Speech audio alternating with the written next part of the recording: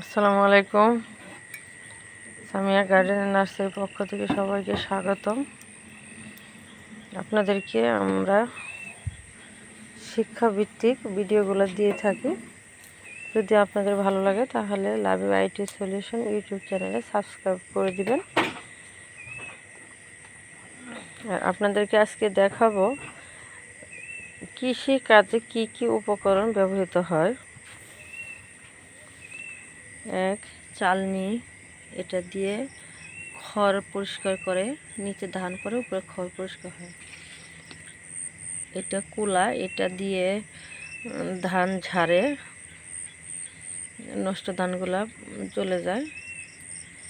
এটা আমাদের এলাকা পাটনা বলে, পাটনা। এটা দিয়ে ধান টানে। এরকম আরও অনেক উপকরণ আছে, যেমন ডায়রিয়া, ঝাড়ু।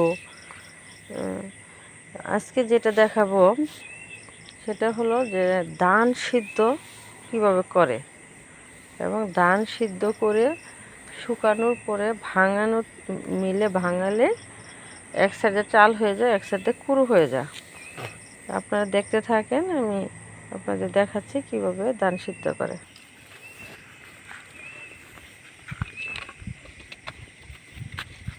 দেখছি তো কিছু দাম জানো একটা অঙ্ক হলো ফাতিলা ছোট না ফেরছে।